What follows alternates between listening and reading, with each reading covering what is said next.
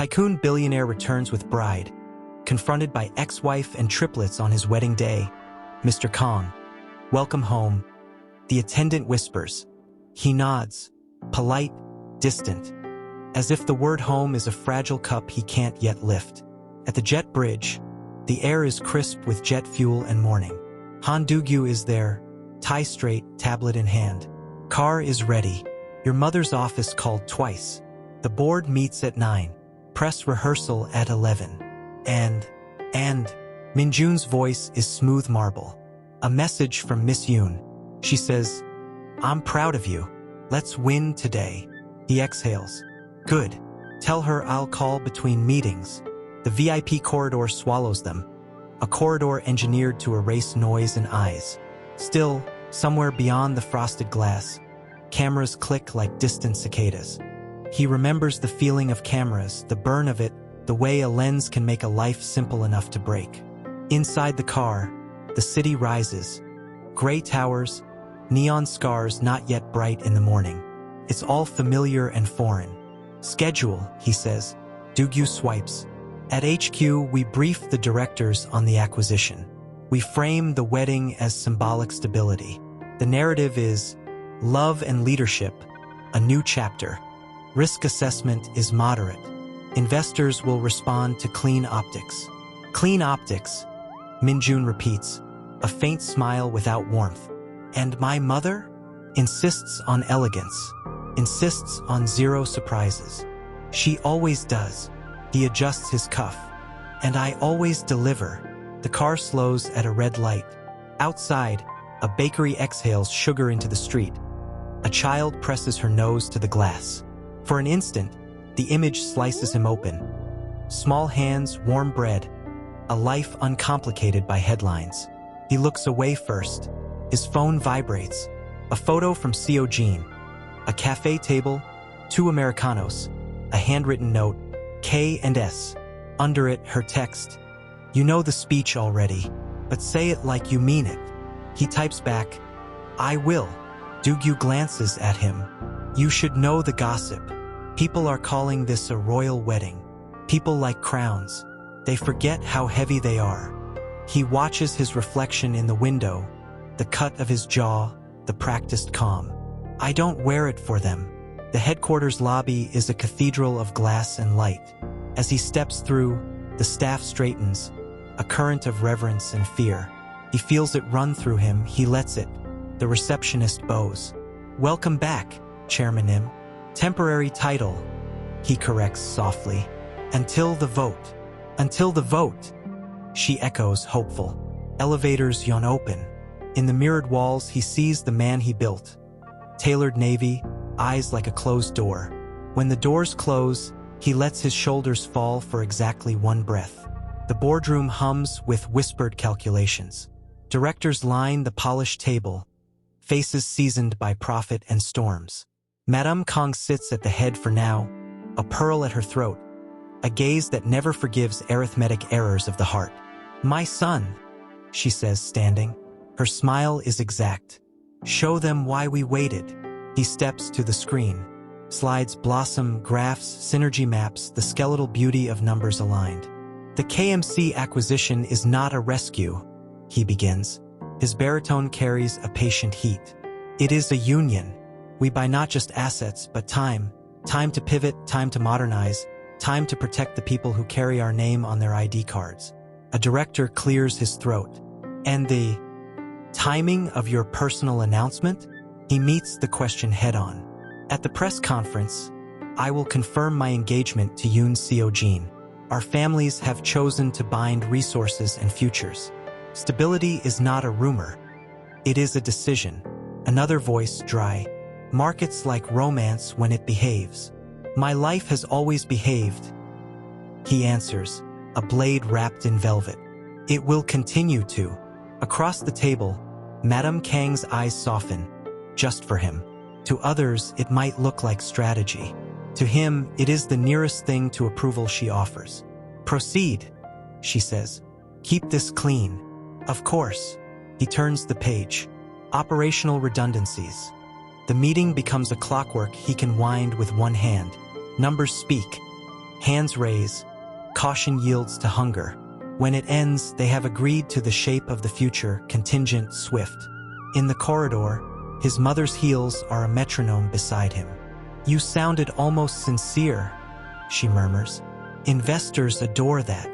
"I was sincere." She stops. "Sincerity is a perfume. Use it. Don't bathe in it. There will be whispers today. Your absence these years was inefficient. I was expanding our reach. You were avoiding," she says, without heat, as if diagnosing a crack in glass. "Whatever storm it was, make sure it does not find you now." He meets her gaze. "It won't." Her hand lifts, almost touching his cheek. Then it falls. "Call your fiancé before the cameras do." And Minjun. For a heartbeat, she is only a mother with a son she cannot carry. "Congratulations." He nods, grateful for a softness he cannot afford to acknowledge. She leaves. He is alone with the elevator's calm and his pulse. He calls Seojin. She picks up at once, city noise bright behind her.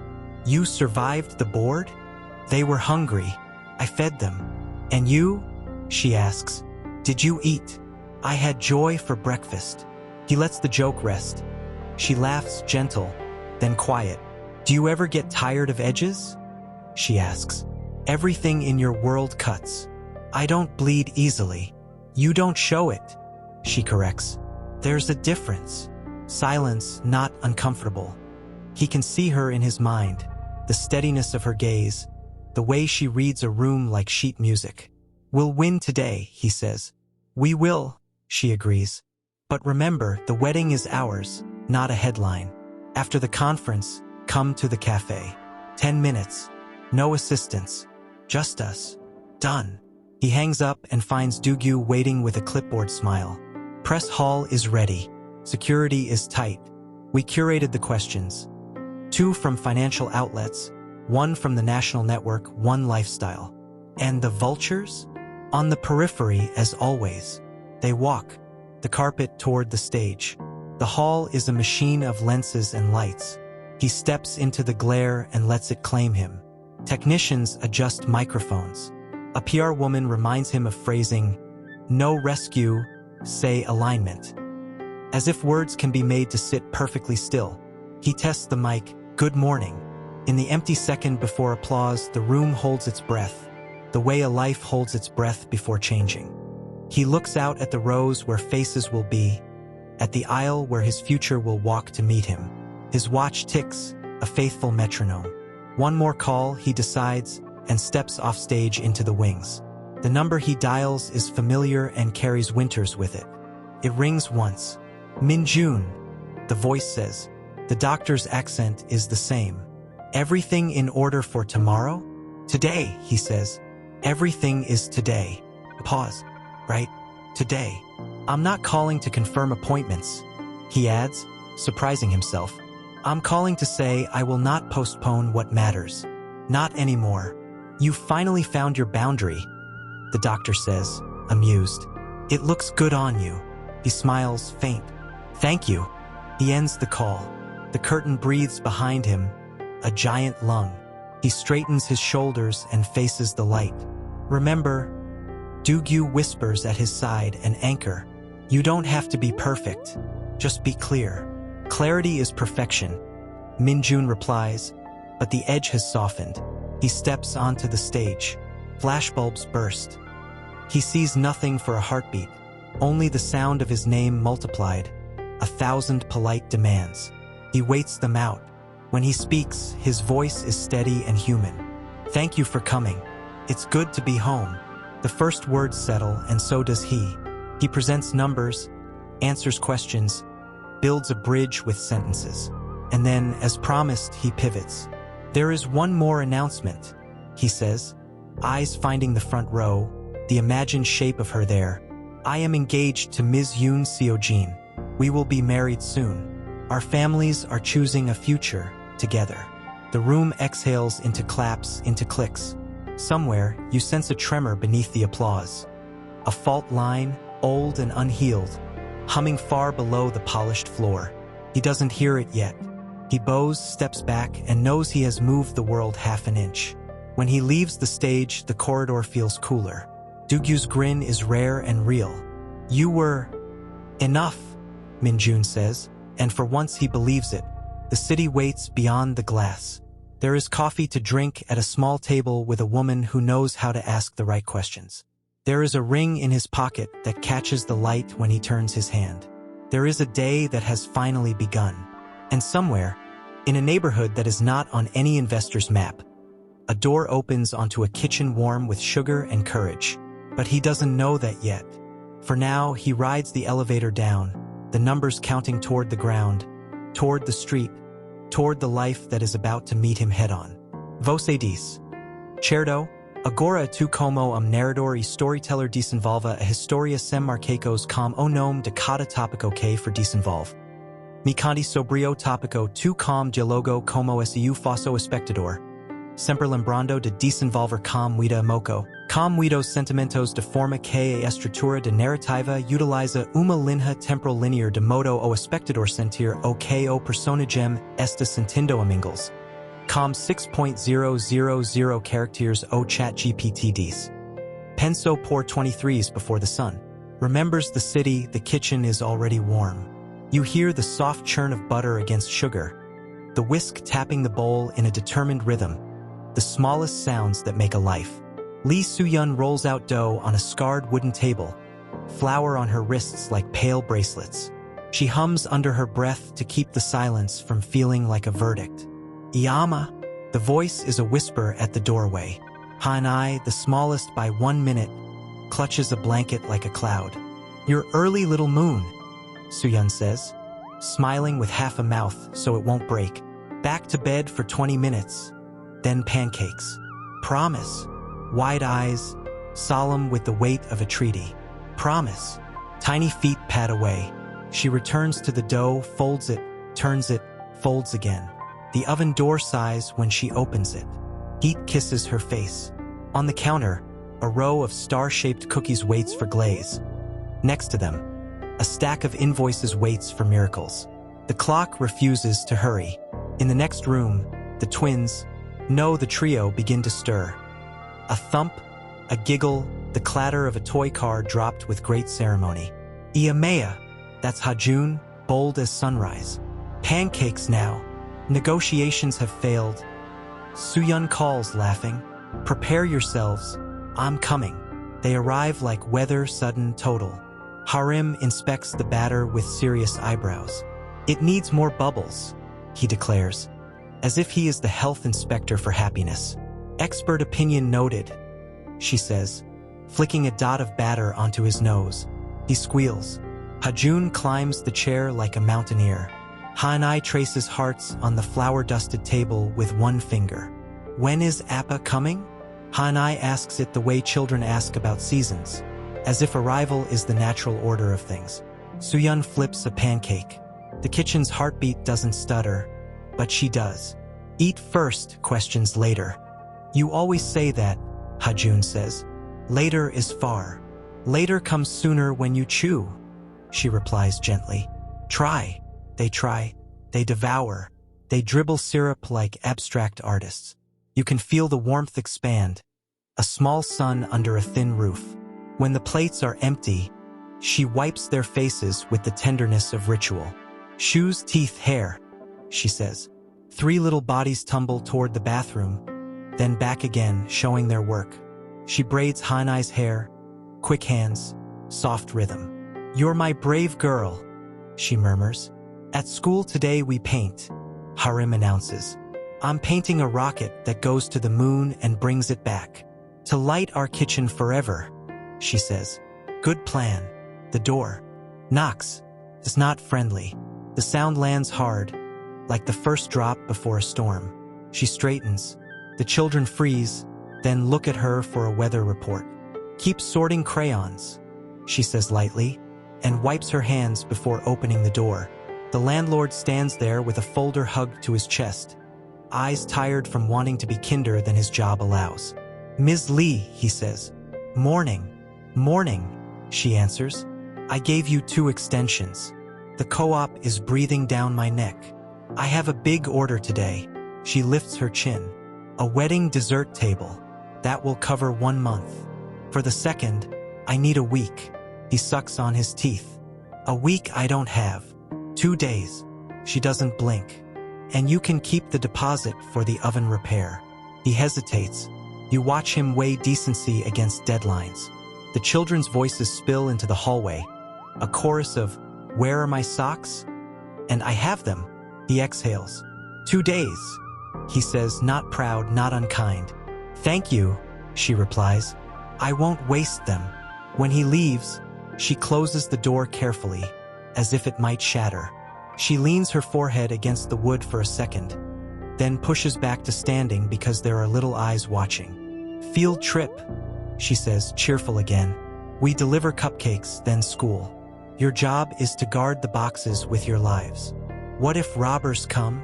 Hajun asks, thrilled by the possibility. "You use your secret weapon," she says. "We don't have a weapon." Harim frowns. "You do," she whispers, tapping their chests. "Here, kindness so strong it scares away greed." They nod like soldiers sworn to a worthy cause. The morning moves in a straight line because she forces it to. Boxes are taped. Names are checked. A neighbor helps carry trays down the stairs, the cardboard warm through the gloves. On the street, the city has woken.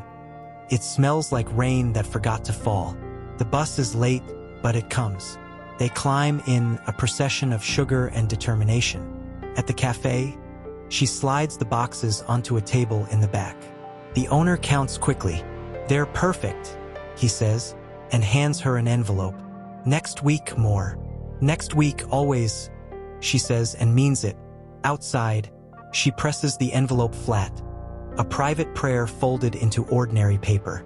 She doesn't open it yet. Not in front of the little moons orbiting her. School drop-off is a blur of backpacks and kisses.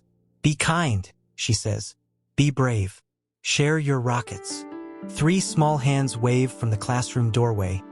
3 small faces turn back again just to memorize her there. The teacher smiles, and it is a small mercy. In the quiet that follows, the world is suddenly too big. She returns to the kitchen that doubles as a life. The whisk feels heavier. The sink feels endless. She sets the envelope on the counter and finally peeks. Cash, less than hope, more than fear. She counts twice, knows exactly what it buys. Not safety, but time. On the shelf is the folder she never lets too far from reach. She opens it not to punish herself, but to remember her purpose. Ultrasound printouts, tiny galaxies. Hospital forms with her name written in careful block letters. Allergy lists. Photos. The 3 of them lined up like punctuation marks, question, exclamation, comma, beneath homemade birthday banners. Blood type notes. The truth gathered with a mother's patience. Her phone buzzes. A message from the legal aid clinic. Consult rescheduled. Funding delays. Can offer a phone call in 2 weeks. 2 weeks is another word for never when you have 2 days. She grips the edge of the counter until her knuckles go pale. "All right," she says out loud, to the empty room that believes her. "All right." The mixer coughs, stutters, then dies with a sound like a small heartbreak. "Not today," she pleads. She tries again. Dead. She sinks to a stool and presses 2 fingers to her eyes, as if she can hold the tears in their place until they evaporate. "Ma'am," the neighbor from earlier pokes her head in. "I heard a sound. Are you okay?" "Just a machine having feelings," Suyun says, voice bright around its edges. "I have an old hand mixer," the neighbor says. "It shakes like a drunk, but it works. I'll fetch it." "Thank you," Suyun whispers. Gratitude is a tide. She lets it come. With the borrowed mixer, the batter comes together slowly, as if persuaded by kindness. She boxes more cookies. Noon becomes afternoon without asking permission. At pickup, the trio explodes from the classroom. "I painted the moon," Harim declares. But the teacher says the moon is not purple. She is wrong. "Artists see what others can't," Suyun says. "I shared my apple," Hanai offers, chest wide with pride. "And I didn't punch today," Hajun reports, a little disappointed in himself for such restraint. "Progress," she says gravely. "I'm proud of you." They walk home with the sun on their shoulders. At the crosswalk, a giant billboard catches their attention. A man in a navy suit, a woman in a white dress, the word union in glossy letters. The trio admires the sparkle. Children love stories. "Is that a prince?" Hanai asks. "A businessman," Suyun says lightly, pulse kicking in her throat. "Like the people who buy rockets?" Harim asks. "Something like that." At home, dinner is simple and perfect the way survival can be. Rice, eggs, kimchi, laughter. After baths, she reads a story about a fox who learns how to say sorry. When eyelids flutter, she tucks blankets, tends to the small rituals that make nightmares think twice. In the hush that follows, the apartment feels like a ship at sea, steady because she wills it so. She returns to the kitchen, to the folder. The night asks its questions. She answers them with plans. Tomorrow she will call the clinic again. Tomorrow she will ask the cafe for a small advance. Tomorrow she will not be ashamed to be loud if loudness is what protects the quiet of her children's sleep. A soft sound behind her. Little feet, a little voice. "Iyama." She turns. Hanai stands with her stuffed rabbit under one arm. "I had a dream," the girl says. "We had a lot of light. The moon came into our house." Suyun kneels and opens her arms. "We will have light," she promises, steady. "I will bring it here." "Will Appa bring it?" The question lands gently, but it lands. Suyun smooths hair back from a warm forehead. She chooses her words with the care of someone frosting a cake that must hold. The world is big. Sometimes people get lost in it, but light knows the way. "Okay." Hanai leans in, presses her cheek to her mother's shoulder. "You smell like sugar. I smell like winning." Suyun whispers, and feels the truth of its spark in her chest. When she lays the girl back down, she stands for a long moment in the doorway, watching 3 small bodies rise and fall with the certainty of tides. She thinks of the folder. She thinks of 2 days. She thinks of dignity and how, for some people, it is a luxury. For her, it is a spine. Back in the kitchen, she cleans the counters, lines up the boxes for morning, writes a list on a scrap of paper in a neat, hopeful hand. Mixer repair? Call. Legal aid. Invoice cafe. Rent? Partial. New recipe? Sesame honey. At the end she adds, without knowing why it steadies her, light. It starts with metal chairs at the district office. A morning of rain pretending to be mist. The clerk stamped the paper with a bored thud. He reached for her hand like a secret. "Let's be ordinary for 15 minutes. Minjun whispered then, his eyes younger, softer. She laughed because she believed him. 2 signatures, 2 rings that didn't match, 2 hearts convinced that love could outthink power. They ate dumplings from a street stall afterward, standing, grinning like thieves who stole a future. "Do we tell your mother?" she asked, mouth full, shy. "Later," he said, some part joke, some part shield. "When the ground is less slippery." Later stretched, elastic, and then snapped. The phone on the table buzzes in the present, shocking her. Just a late promo from a store. She silences it, returns to the past. She remembers the first crack as a vibration. A message with a photo, her, but not her. Standing too close to a man she didn't know beneath neon she'd never seen. "Who is he?" he asked, voice even. The kind of even that means a storm has decided where to land. "I don't know," she said, honest and stupid. "Where did this come from?" More messages followed, a drip becoming a flood. Her texts begging someone to meet, to keep a promise. Her number and not her words. His knuckles went white around his phone. "Tell me this is a joke," he said. "Tell me someone is trying to hurt us." "Someone is trying," she said, reaching for him. "Look at me. Please look." He did, but it was the looking you reserve for strangers.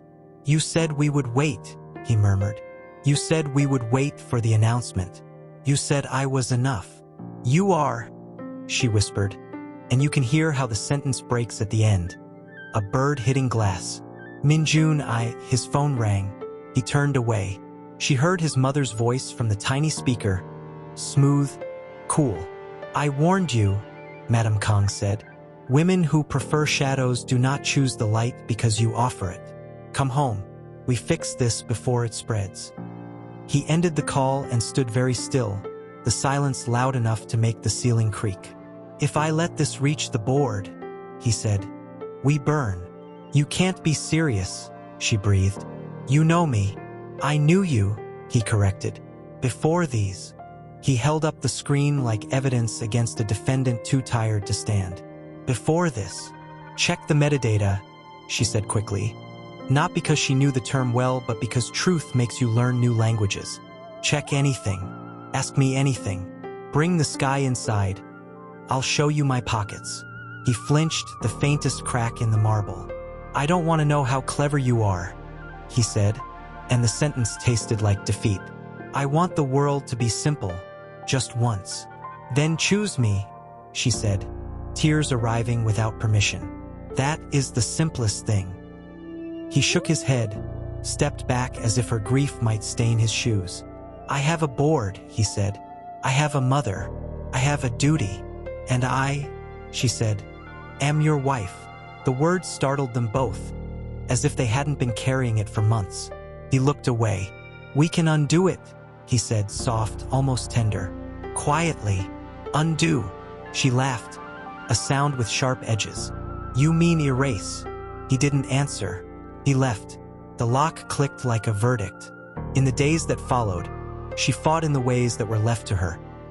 Emails that bounced, calls that rang into a network of polite walls, letters returned unopened with professional apologies taped to the envelope.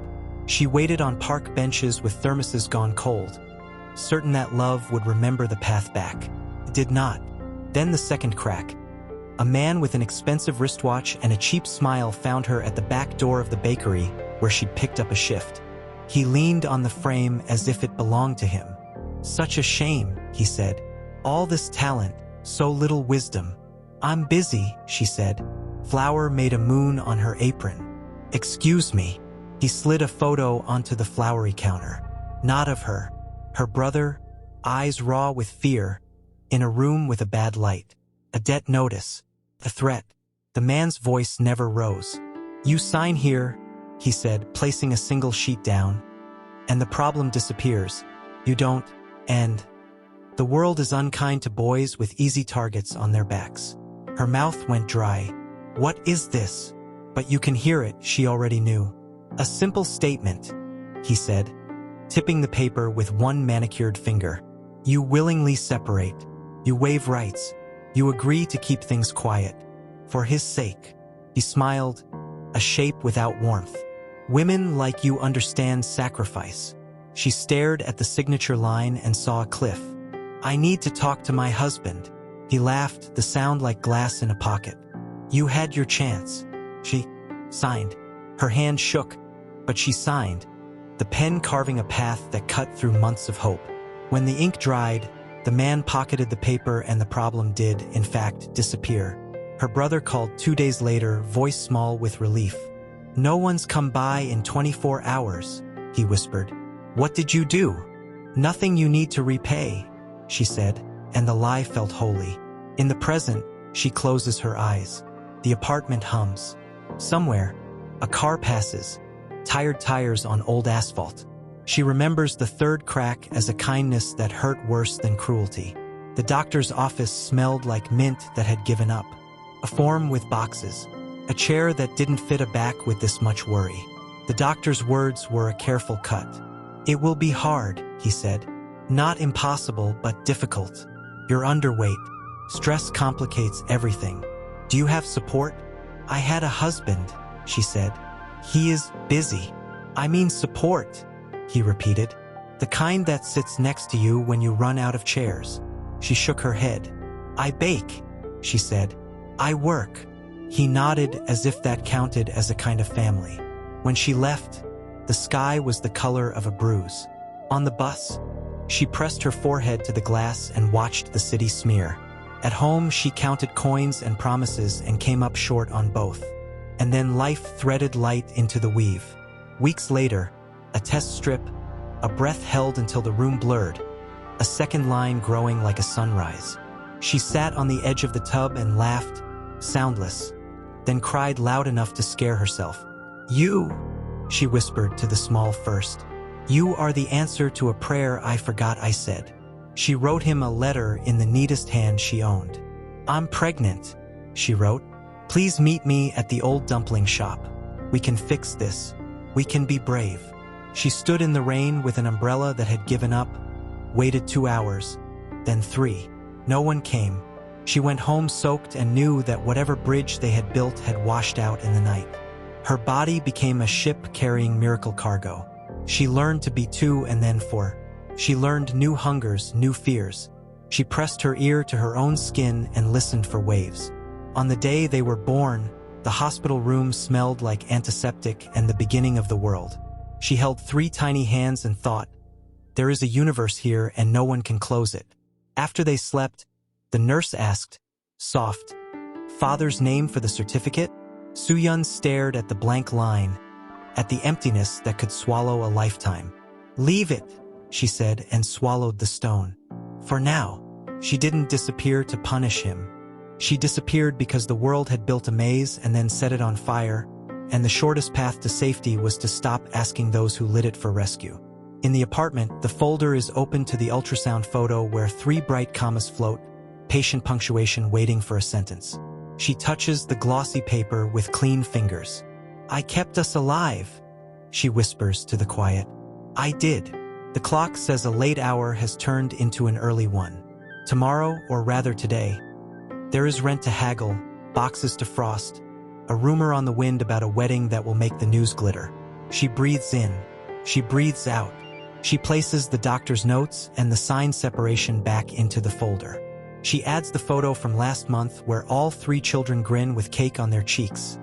Evidence that joy doesn't need permission. Her phone lights again, the screen briefly washing her hands in cold light. A headline floats past in a news alert. His name, her name, the word engagement. Her pulse stumbles and catches itself.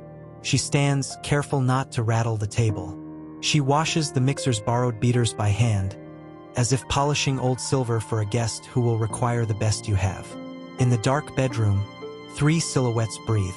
She sits on the floor beside their beds and listens like a lifeguard listening to waves. "Light," she says, the promise from earlier returning to her mouth like muscle memory. "I will bring it." "Agenda," Madame Kong says, not taking her eyes off the city. Pearls today, hair immaculate, the kind of poise that turns truth into an accessory. The PR director, Hai-won, stands straighter. Narrative remains stable. Strategic union, humane leadership, renewed vision. The engagement announcement lifted sentiment. Our risk dashboard shows 3 amber items. Translate amber, Madame Kong says.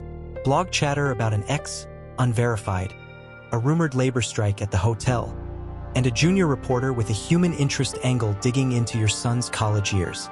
X. Madame Kong tastes the word as if it's spoiled fruit. Rumor or plan? Rumor. Hai-won answers quickly, though her eyes don't quite settle. Typical pre-wedding noise. We've pre-briefed the lifestyle outlets. Everyone wants the dress, the venue, the flowers. Everyone should want the numbers, Madame Kong says. But yes, seal the cracks. No last-minute vendors unless vetted. NDAs for all staff. Devices bagged at entry. She turns to Min-jun. He has been silent at the window, coffee cooling unnoticed, watching clouds drag shadows across the river. He looks exactly like the man on the billboard and nothing like him at all. "You will stick to the script." "I always do," he says without moving. She studies him a beat too long. "I'm not asking for your soul," she says, soft enough only he hears. "Just your spine." He almost smiles. They're attached. Hai-won flips to another page. "We have an exclusive sit-down with Glam Korea in the bridal suite at 4. 2 still features across morning dailies. Comments are moderated for hate speech and conspiracy. A hashtag from Seojin's team, #ChoiceNotChance, has traction. It positions you both as intentional, not arranged. Nothing is accidental. Madame Kong says, satisfied. Where is Ms. Yoon? Asking for fewer centerpieces. Someone mutters. She said the flowers smell like a decision made by men. There's a pulse at the edge of silence. He looks up.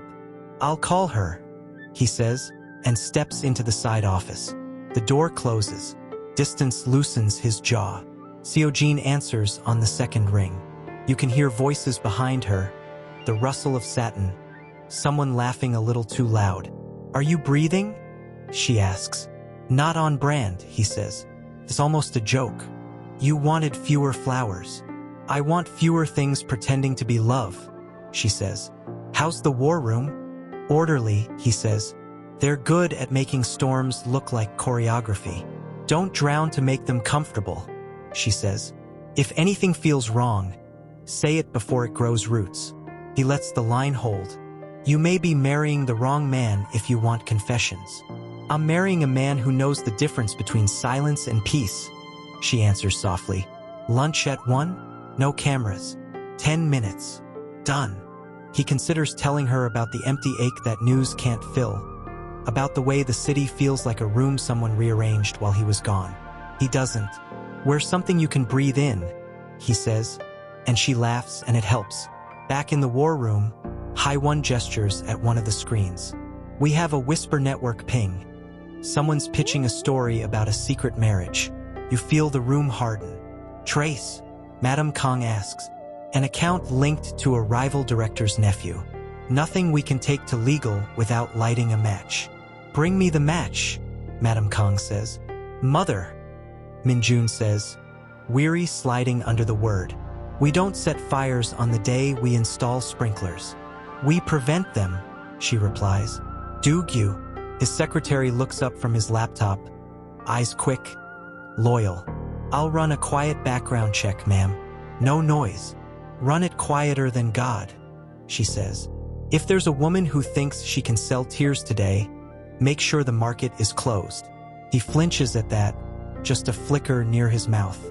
She sees it, her voice softens. Optics matter because people are simple, she says to him, not unkind. They think in pictures. Give them one worth keeping. He nods. He understands too well the kind of picture that can ruin a life. By mid-morning, the rehearsals begin at the venue, the Grand Orchid, a hotel that smells like polished money. You walk the aisle with him, counting steps. The planner speaks in gentle commands. Pause here, 2 beats. Turn. Smile like you found something you weren't looking for. He tries. The smile feels like a suit a half size too small. In the bridal suite, Seojin stands in front of a wall of mirrors. The dress fits like a decision. Her father enters without knocking, love polished into strategy. Reporters tried to reach me last night, he says, closing the door with a quiet click. I didn't pick up. Not before I spoke to you. You're speaking to me now, she says. As a father or as a man with a ledger? As both, he admits. This marriage is good for the company. I also want you to be safe. Safety is not a feeling I hire, she replies. It's a boundary I draw. He smiles despite himself. Your mother would be proud of how you say difficult things. She would be disappointed I'm letting other people choose the flowers, she says, then looks up. Appa, if something ugly surfaces today, I don't want it buried. I want it seen and settled. I won't live in an airbrushed picture. Sometimes the airbrush is the only thing between you and a mob, he says, not cruel. But I hear you. He squeezes her hand before he leaves. A small real gesture in a room designed to fake them. Down in the service corridor, Dugyu reviews the vendor list with hotel security. No swaps. If a name isn't on this, they carry towels, not secrets. His phone buzzes. Another whisper, another thread to chase. He files it, keeps moving. The machine must run. At a cafe across town, the TV plays news you can't quite avoid. Live updates on the wedding of the year. The anchor chirps. A neighbor glances at Soo-Yun over the counter, searching her face the way polite people do when they know too much. She doesn't look. She boxes cookies with the care of someone packing parachutes. Big order? The owner asks. Enough to keep the lights on, she says, and the words don't quite make it to her eyes. Her phone vibrates again on the stainless steel table, insistent as a knock. Another reminder, rent in 2 days. Another headline, the venue. Another photo, his smile, practiced and clean. You can feel the decision forming like weather. At the Grand Orchid, High-One corrals the national network anchor into a side hall. Here are your questions, she says, handing over a card. Nothing personal. Lead with the corporate alignment. The anchor's smile is lacquered. Our audience likes personal. Our audience, High-One says pleasantly, likes what we give them. They trade polite daggers until one of them wins. It's hard to tell who. Noon. Lunch. He meets Seo Jean on a balcony that pretends the city doesn't exist. She has removed her shoes and stands barefoot on the stone. A small rebellion that makes him oddly tender. Hungry? She asks, offering him a sandwich wrapped in wax paper, the opposite of a press release. He takes a bite. Tastes like normal. They eat in companionable silence. Two people borrowing peace in a day built for war. I almost called it off last night, she says, sudden, honest. Not because of you, because of the noise. What made you stay? You, she says simply. Not the billboard, not the plan. You. The way you looked when you said, it's good to be home. You sounded like you meant it. He wants to tell her that home is a word with an echo in it, that sometimes it calls back a sound you didn't make. He says instead, thank you. Her phone buzzes. She reads, frowns. My cousin says there's a rumor online about a secret marriage. Do I need to know something before I put on white? He meets her eyes without flinching. No, he says, the truth he knows. You don't. Okay. She breathes out. Then if something comes, we face it as grown-ups. As partners, he says. As partners, she echoes. And the agreement feels like a hand on a railing when the stairs are steep. They return to the machine. Hair, makeup, lighting tests. Downstairs, the gala hall blooms into a forest of curated perfection. A violinist plays scales that sound like future elegance. Staff line up to surrender their phones into velvet-lined bins. A sign reads, be present. You can taste the irony in the air like citrus. In the staging area, High-One gives final cues. If anyone approaches with papers, they go through legal. If anyone collapses, we have a medic. If anyone cries, offer water and a tissue, not a quote. Remember, this is not just a wedding. It's a message. What's the message? A junior assistant asks, trying to memorize power. That control, she says, is love's most faithful witness. He hears it and feels a crack hairline, somewhere you can't see. Control is loyal until it isn't. He smooths his tie like he can iron out the thought. In the quiet just before guests arrive, he finds a moment alone in a utility stairwell that smells like lemon cleaner and dust. He presses his palm to the cool rail. His phone is a small sun in his pocket. He takes it out, scrolls past congratulations and curated joy until he reaches a message from an unknown number. Hours old, unspectacular. A photo of 3 cookies shaped like stars and a note in a neat small hand, light. He doesn't know why his throat tightens. He doesn't know this handwriting. He closes his eyes, opens them, puts the phone away. Pretty, the waitress says, wiping a table. Like a fairy tale. Fairy tales are just good lighting. Soo-Yun answers, stacking cookie boxes so her hands have a job. The word catches in her throat anyway. On the crawl at the bottom, his name slides by with the quiet arrogance of a tide. She swallows. Her phone hums. Not a headline this time. A new email from the co-op board. Subject line stamped in red. Final notice. She opens it at the stainless counter where sugar dries like frost. Language performs surgery without anesthesia. Due to a compliance review, her kitchen spot is terminated. Effective immediately. Keys returned by tonight. Deposit withheld pending damages assessment. If she remains after midnight, legal action. She stares at the words until they blur. The owner glances up. Bad news. It's just noise, she says, but the room tilts half a degree. She walks to the back door and breathes air that smells like rain and yeast. The landlord's number sits in her call history like a dare. She taps it. "I tried," he says, his voice tired of apologizing. "The board met without me. They cited insurance. I argued for your 2 days. I have a large order," she says, polite like a blade in a sheath. "It pays for care my children need. I will leave the space spotless." "They don't care about spotless," he says, not unkind. "They care about signatures." "So do I." Silence. "I'm sorry," he says. "I'm not." The answer surprises them both. "I don't have time to be sorry." She hangs up before his pity turns into a rope she doesn't need. Inside, the TV shows a reporter with perfect hair interviewing the florist. "Thousands of white peonies," the woman coos. "A river of petals. Must be nice." The waitress says, not bitter, only distant. "To throw a river at a feeling." Suyun wipes her hands and reaches for her bag.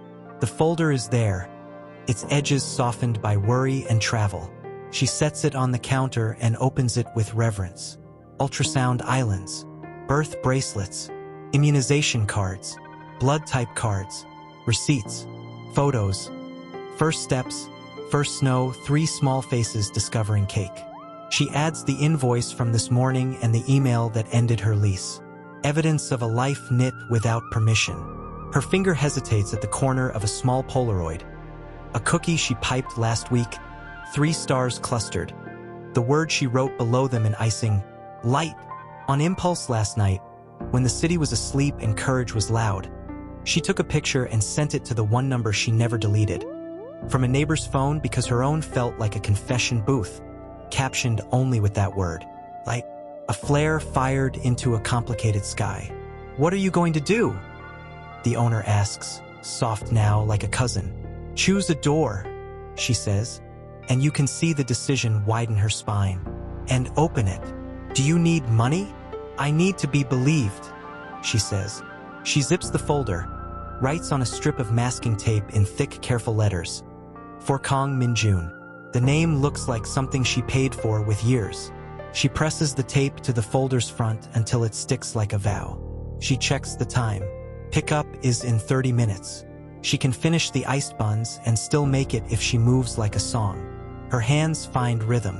The borrowed mixer shakes, but it obeys. On the bus, boxes balanced on her knees, she practices sentences under her breath. Not apologies, not accusations, facts with a pulse. "I did not betray you. These are your children.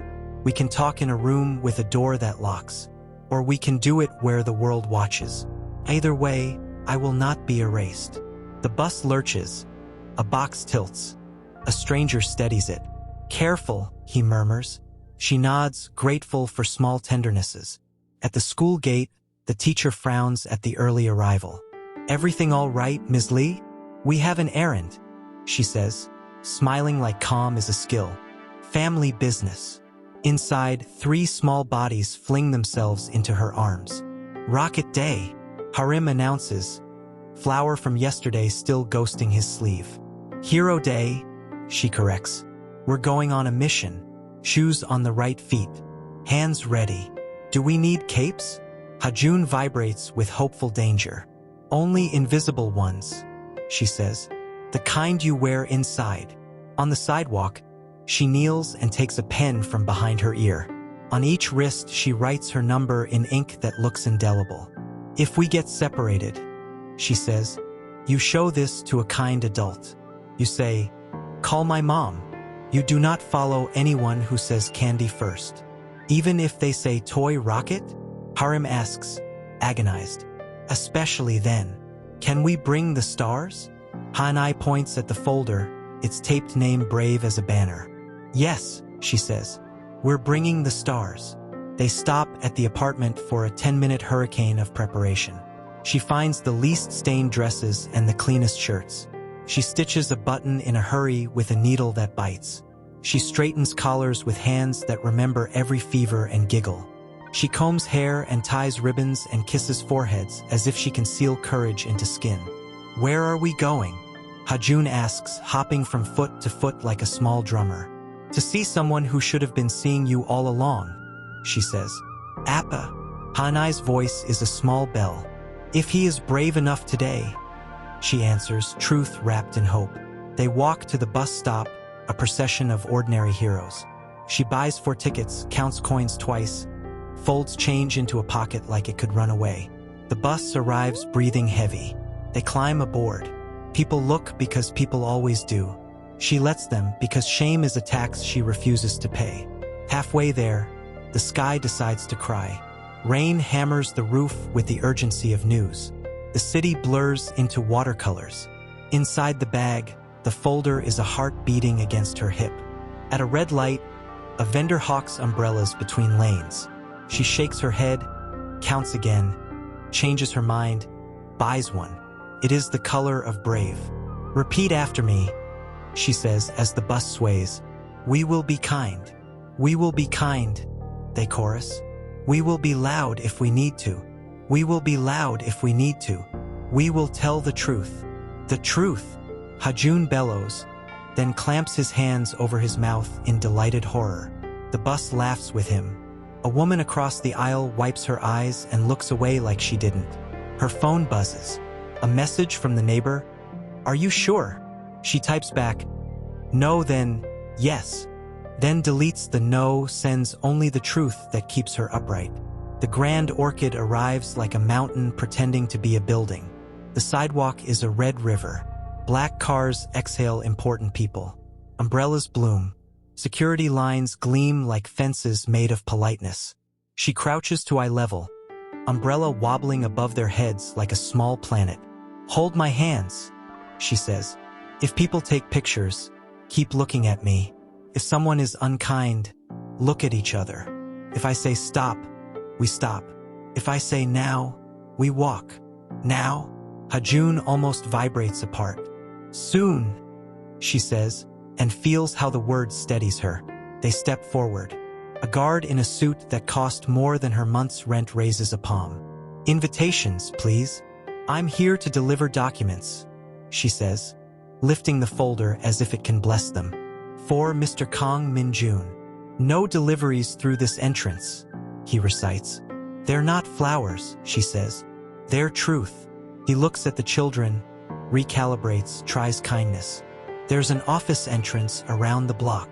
By the time we walk around the block, she answers measured, the world will have turned a little more without us. I'm asking you to make an exception that honors a promise your boss forgot. Ma'am, he says, regret as smooth as his tie. I can't.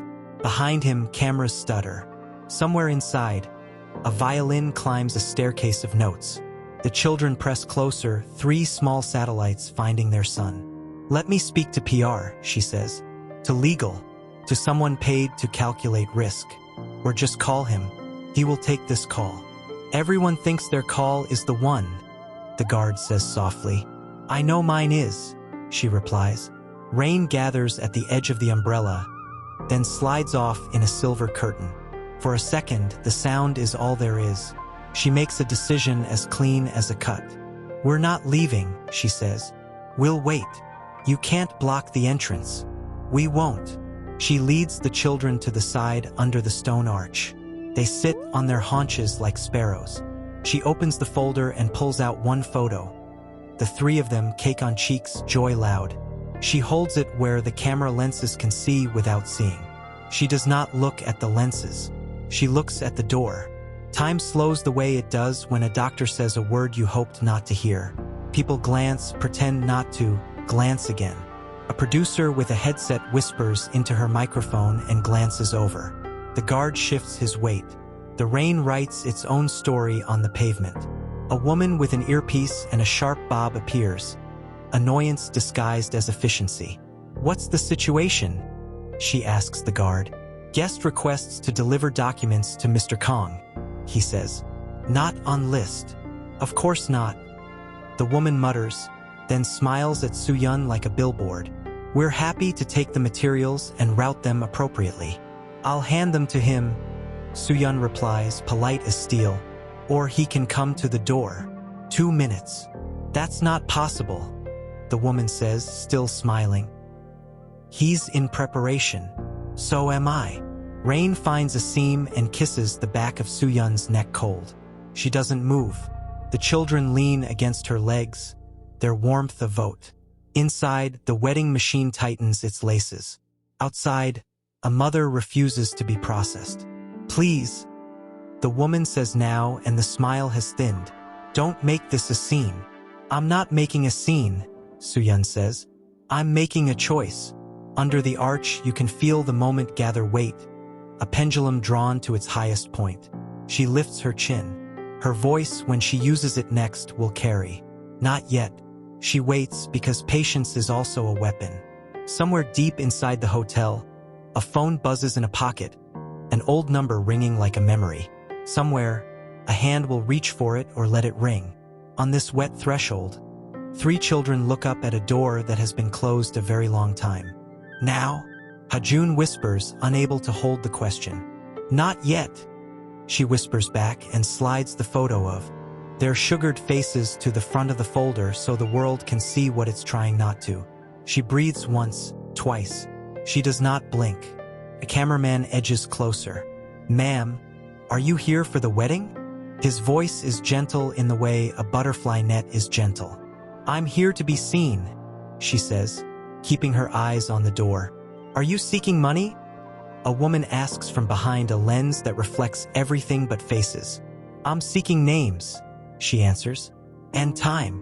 The PR woman with the sharp bob returns with a smile drawn too tight.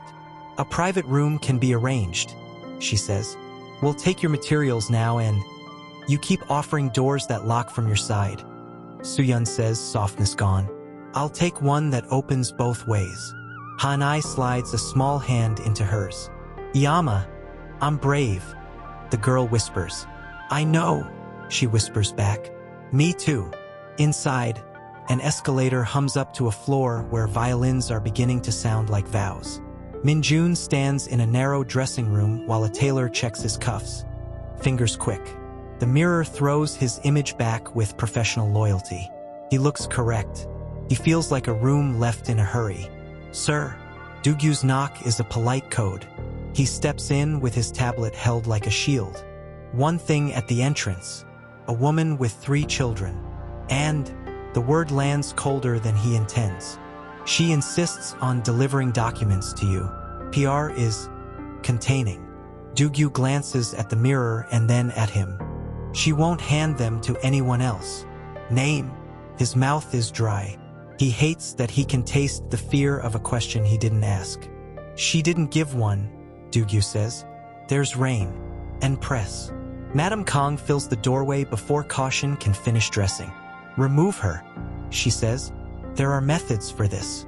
We pay people to choose gentle ones first. Mother. The syllable is a step he doesn't want to take. If there's a grievance. Grievances are schedules gone wrong, she says. Today is not wrong. Seo-jin's message appears on his phone like a breath against glass. How's your weather? He types. Clear. He lies with the part of him that must. Do I need to go? He asks no one, or maybe the part of himself that will have to live with whatever he chooses. You need to do what you always do, his mother says, softer now. Protect the whole. If you walk to that door, the whole becomes a headline you won't control. Control. The word finds a bruise and presses. In the hallway outside, he pauses, hand on the cool brass. The memory of the small photo he saw earlier, 3 ice stars and the word light, rises for no good reason. He opens his hand and closes it again, as if he can catch something falling. On the other side of the building, the bridal suite is a soft storm of steam and perfume. A makeup artist smooths a brush across Seo-jin's cheek. Almost there, the woman says. Blink for me. Seo-jin blinks. Her father sits quietly in the corner, pretending to read a program. Something in the air feels like the wrong word in a prayer. What's happening downstairs? She asks, eyes on her own reflection. Noise, her father says.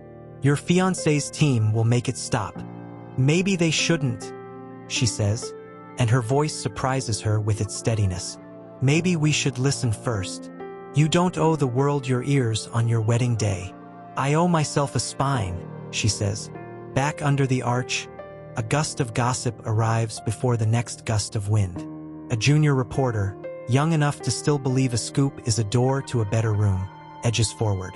Is it true you had a relationship with Mr. Kong? He asks. Is that why you're here with them? Soo-yeon turns her face toward him. You can feel the room she makes inside her throat, the room she puts words in so they won't break.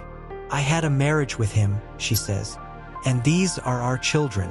The PR woman flinches like someone dropped a glass in a temple. Ma'am, you asked, Soo-yeon says. I answered. The guard's radio crackles. Legal to entrance. Hold position. Do not escalate. Copy, he says, and looks at the children for the first time as if they are more than a problem to rout. Ha-jun stares back without blinking, as if he could convince truth to walk faster by refusing to move. Iyama, Harim whispers, what if he doesn't come?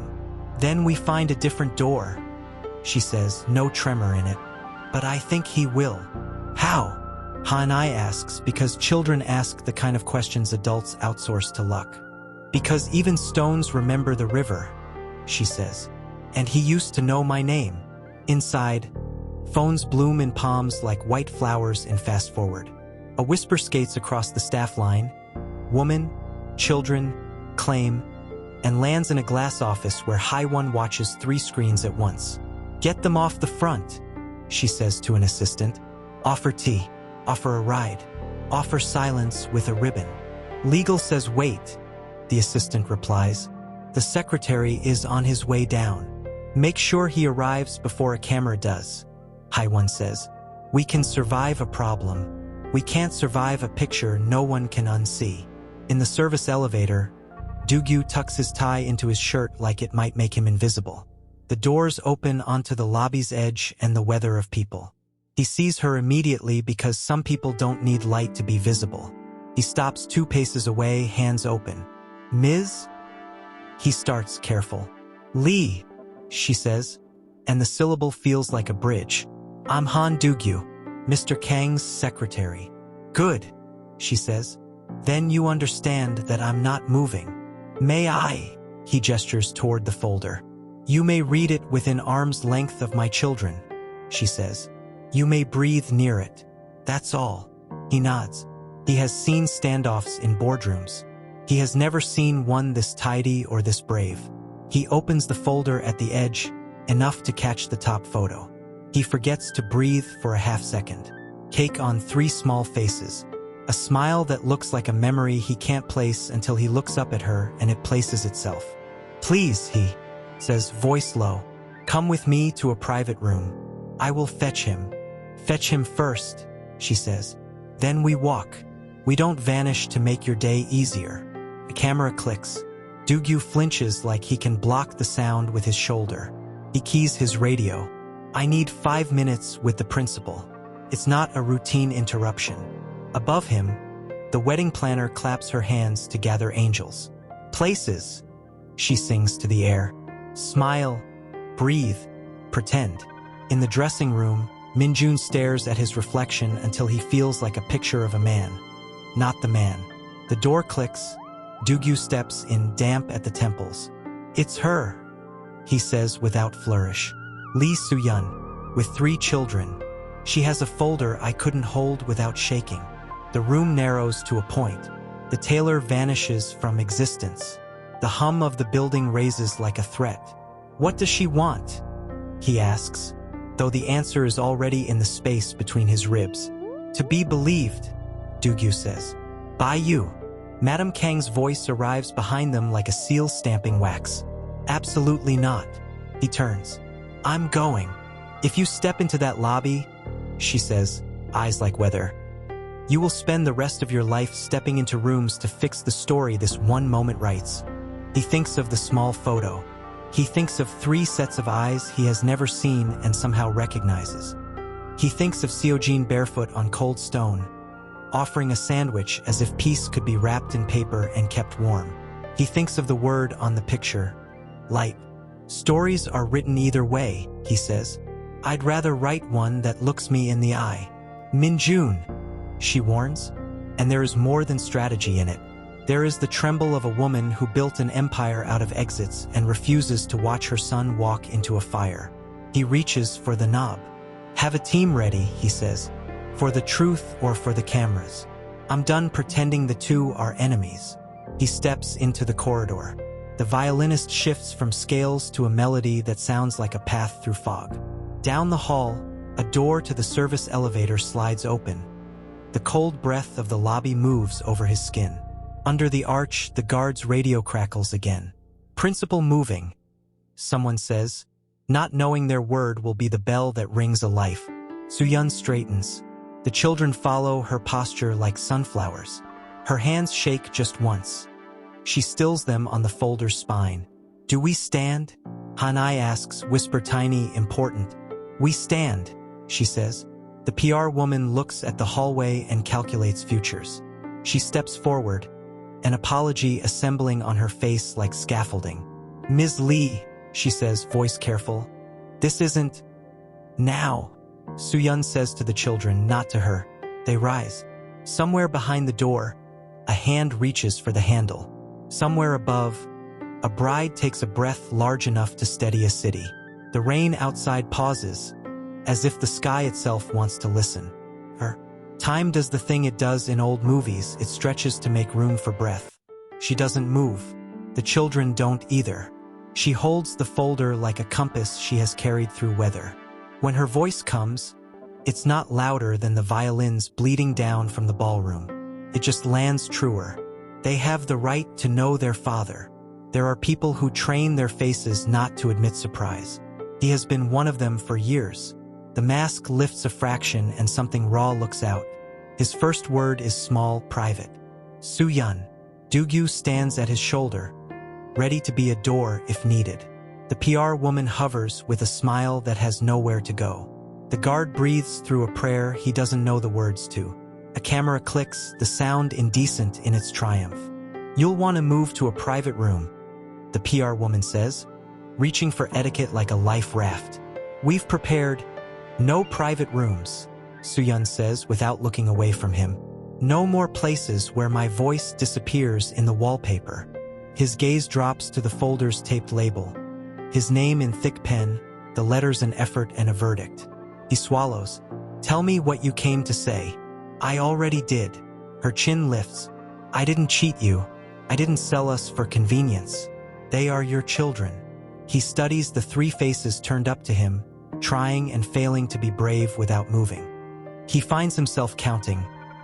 Eyebrows, dimples, a curve at the corner of a mouth that isn't taught. It's inherited. One of the boys clutches a toy rocket with the seriousness of a promise. The smallest, no, the girl, keeps one hand in her mother's, her knuckles white moons. "What are their names?" he asks, and the question shows his underbelly more than he meant it to. "Harim," she says, touching the oldest boy's hair back in a gesture his body recognizes without permission. "Hajun." The second boy tries to stand taller. "Hanai." The girl squeezes her hand. He repeats them under his breath like a foreign language he used to speak. "Harim, Hajun, Hanai." "Sir," Doo-gyu says carefully, eyes flicking to the glass doors that now have faces pressed against them like fishbowl ghosts. "We should at least step to the side." 2 minutes, he says. "Here." He doesn't take his eyes off them. From somewhere beyond, a cue is taken. The procession is stirring. A violin slides into melody that sounds like a question answering itself. The planner murmurs into a headset. "Delay 30 seconds. Smile through it." "Why now?" he asks, though the answer has already been written in her posture. "Why today?" "Because today you brought a river to a feeling," she replies, quiet fury wrapped in grace. "And I'm done letting my children drown in the drought you left us with, because they're old enough to ask who they look like. And I'm tired of giving them a map with no legend. Because I asked nicely, and that door stayed shut." His jaw works. "There were messages," he says, as if reciting a diagnosis he didn't believe but swallowed. "There were things I saw. Things you were shown," she corrects, "by people who needed you ignorant to keep you useful." He flinches like she pressed a finger into a bruise. The PR woman's smile cracks. Mr. Kong, this is inappropriate. Stop, he says, and everyone does, including himself. He turns slightly, enough to make a small wall with his body between his past and the lenses. It's the first act of protection he's offered her in years, and it feels like the most natural one. Ha-jun takes a half step forward, with the invincible logic of 4-year-olds. Are you a prince? He asks, looking at the suit, the shine. No, he says, and here's how the word frees something. I'm Min-jun. I'm Ha-jun. The boy announces, pleased with math that adds up. You have my... He doesn't finish the sentence. He doesn't know how. The watch at his wrist ticks louder than the music. A metronome on a day that can't keep time.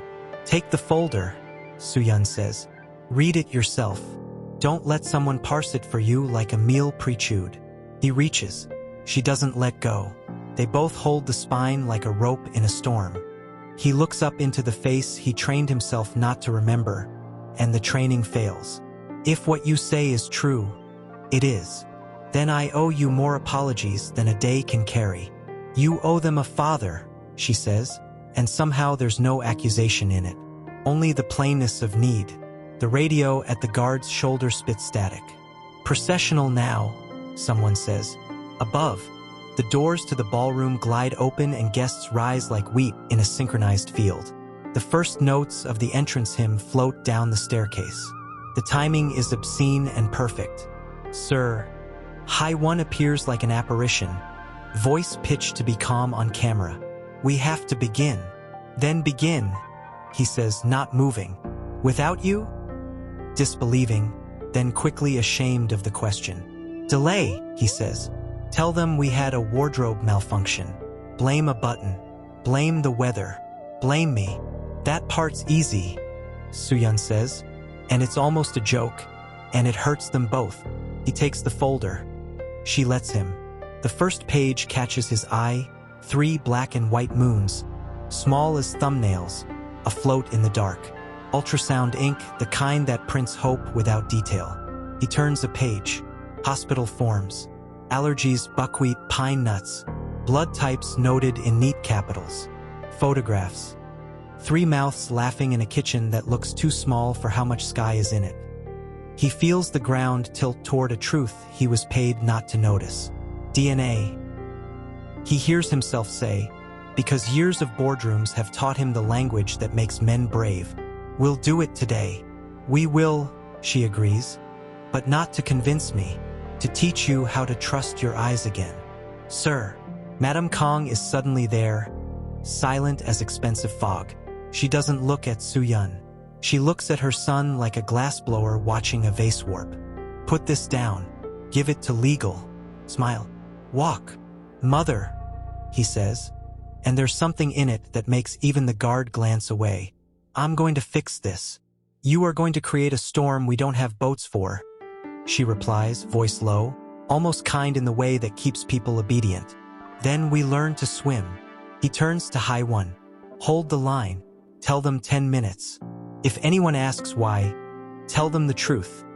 The groom needed a moment to be a person. Ha-won stares at him, then nods with the relief of someone allowed to be human on a clock. Seo-jin, he says, and the name feels like a promise he refuses to break even as the room rearranges itself. He reaches for his phone, stops. No, don't text her. I'll explain in words that can't be screenshotted. Soo-yeon exhales. Not victory, just oxygen returning to a room that was holding its breath. We can do this quietly, she says, offering him a path that saves something. A side room, a doctor. Then I walk away. I'm not here for a spectacle. He believes her. That is the first miracle of the afternoon. Thank you, he says, and means it like water. A producer braver than wise edges in with a microphone. Mr. Kong, can we get a comment? Later, he says without looking, and the word doesn't bark, it commands. Yama, Hanai whispers, tugging at Soo-yeon's dress. I need the bathroom. Reality returns with a small, urgent hand. Of course, Soo-yeon murmurs, half laugh, half apology. Real life doesn't check schedules. Use the one by the lounge, Dugyu says instantly, grateful to be useful in a way that doesn't involve crisis management. I'll clear it. They move as a small, awkward constellation. Him, her, 3 small planets, a secretary, a guard pretending not to watch, a PR woman calculating what parts of this can be called mercy. Past a pillar where orchids pose for people who will never touch dirt. Down a corridor that smells like lemon and money. Into a lounge upholstered in the color of discretion. As the door closes, the music upstairs swells into the moment where everyone usually cries. In the quiet here, a sync runs. A child sings the alphabet like a spell. He stands with the folder open to a photo where 3 toddlers stand in paper crowns labeled 1, 1, 1. He presses his thumb to the edge to keep his hand from trembling. Say what you need to say, he tells her when she returns, because he owes her the floor and a lifetime. I need you to stop letting other people narrate me, she says. I need protection for them that isn't a leash for me. I need you to be decent in public and patient in private. And I need you to admit, to yourself at least, that you wanted to believe the worst because it answered a fear you didn't name. He absorbs it like weather.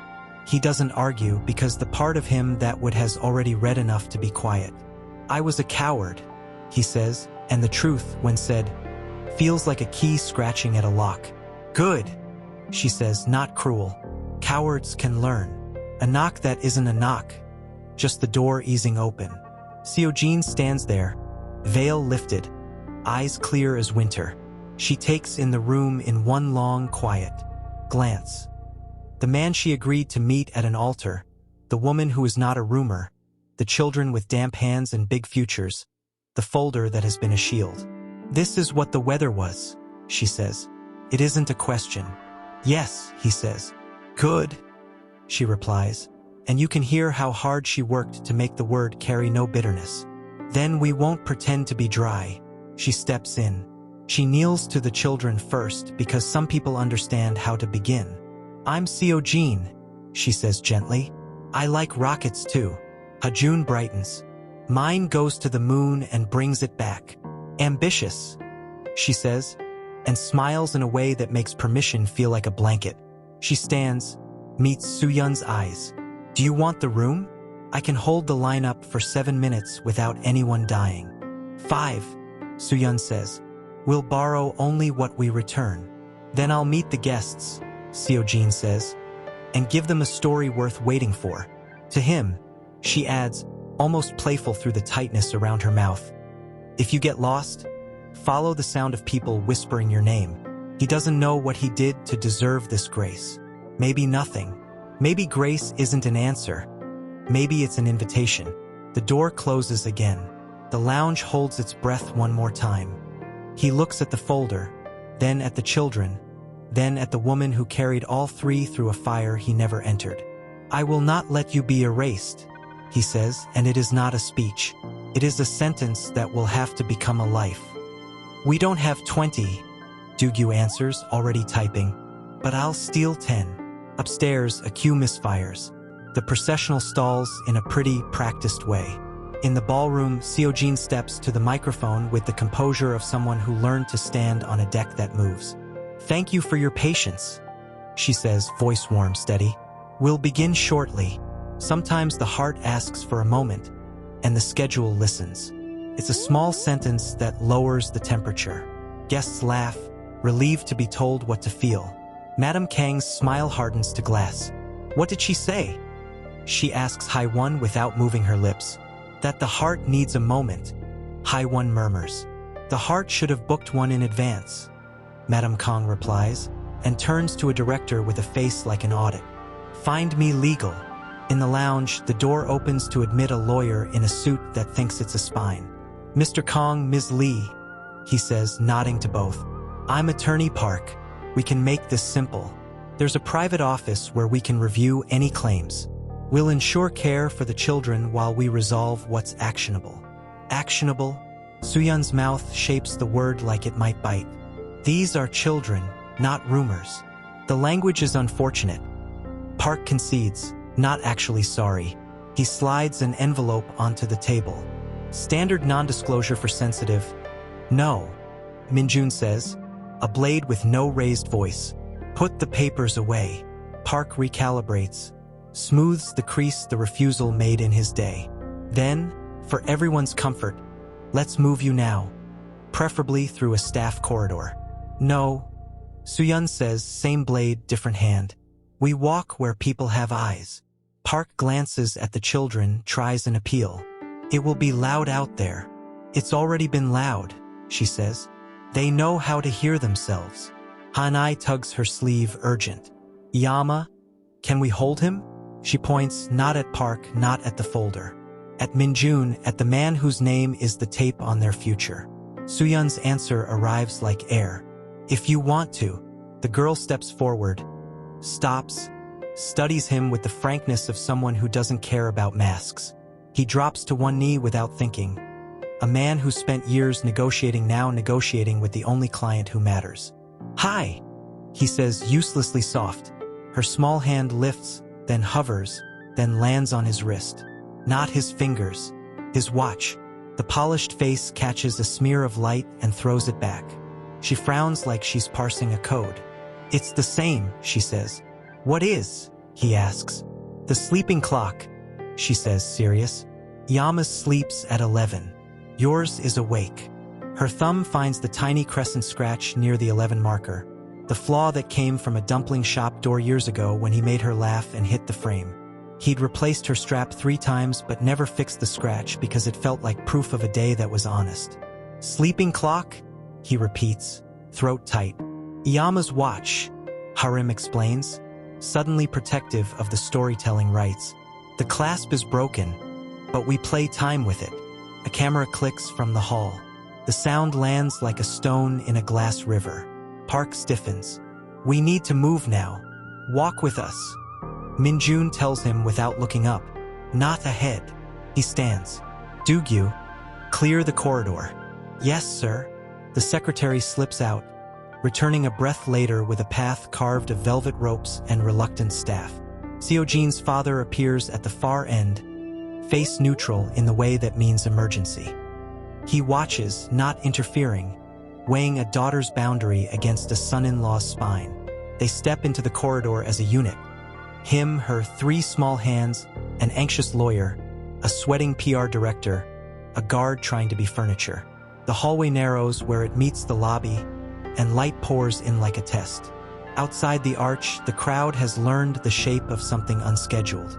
Phones glow like bioluminescent fish. It's about to get bright, he warns the children. Look at me or your mother. That's all. They nod as if they're being sworn into a small brave army. They cross the threshold into the lobby's ache. The room inhales them. The arch frames them like a portrait that accidentally tells the truth. For a second, the noise is a physical thing. And then, because life isn't a plan, Hanai's face crumples. Overwhelm is a wave taller than a little chest. I can't, she says, tears jumping without permission. Her hand slips from her mother's, grabs for the nearest anchor, his wrist. The story hasn't broken, he reports. We still have the narrative. No, Minjun says quietly, looking at the children, at the 2 women, at the watch that still carries a tiny crescent scar. For once, the narrative has us. He turns his wrist.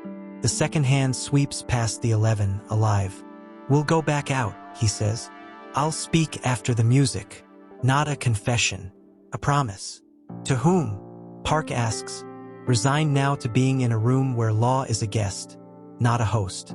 To everyone who thinks love can be organized without listening, he says. To the board, to my mother, to my future, to them. He nods at the 3 who are drawing rockets on the hotel stationery like that's what paper is for. The room holds the moment delicately, as if any sudden movement could send it back to the old story. He reaches for the door. Ready? He asks. No, Soo-yeon says honestly. But go anyway. Mr. Kong, the older lawyer says, for everyone's protection, we must insist Ms. Lee cease making defamatory claims in a public venue. This is a notice to preserve rights. If she persists, persist, Soo-yeon repeats, incredulous. I'm standing with proof and children who have his eyes. Ma'am, he says, clinically polite. Truth is a legal conclusion, not a feeling. Minjun's temper, usually iced and filed, warms a dangerous degree. Park, he says without looking at the new man. Take your colleague outside. No papers, no threats. Not this room. Sir, our exposure,